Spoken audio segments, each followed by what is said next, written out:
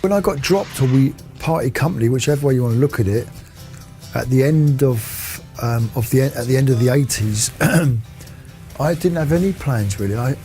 I thought it was kind of all over really. I didn't really have any idea about what I wanted to do, if I wanted to continue in music. I mean, it's probably in some ways, luckily, it was around the same time my first child as well. So I spent a good sort of year or two just kind of looking, just being a dad,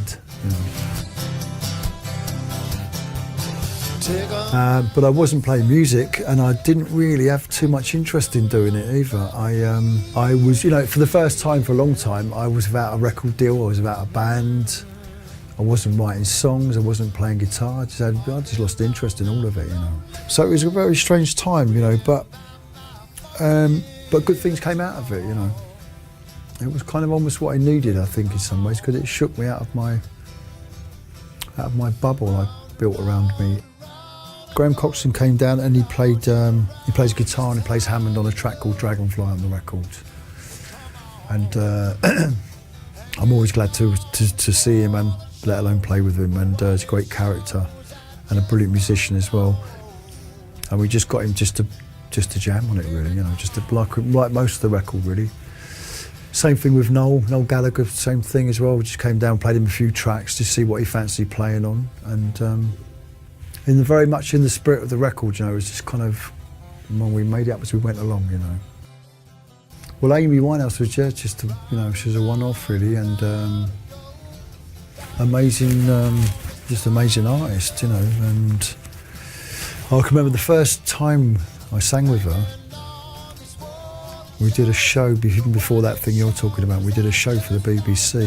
Anyway, she came down to our rehearsals, and just a very diminutive, small little young lady, and but then once she started singing, it was just an amazing voice, And I just remember looking around at my band, and everyone had smiles on their faces, It's just one of those moments. Just a terrible shame, isn't it? Awful waste, But I was awful glad to just to have the chance to sing with her, or say I've sang with her really, because she was a real deal, she was a real thing. It wasn't like it was unexpected, but it's still a shock, because it was just very, very sad, very, very sad moment really, and because she was great, she was a lovely person as well, real great character. Sorely missed.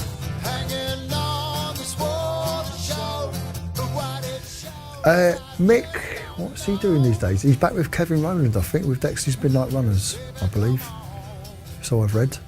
But he's always working. He works more now than he ever did in the Style Council. Well, Rick I've not spoke to since the time, which is fine with me. And but Bruce, we kind of made up.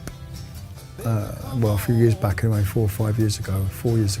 So it's just nice to be friends again. Kind of it was the right time, evidently, in our lives to do that. And we both. I started speaking to Bruce again because his wife was very ill, who's passed away since that time, bless her. And we speak every now and again. I saw him recently, in fact, and so it's been nice to sort of be able to do that. It's been nice to have some communication again. Rick, another story, but that's another show.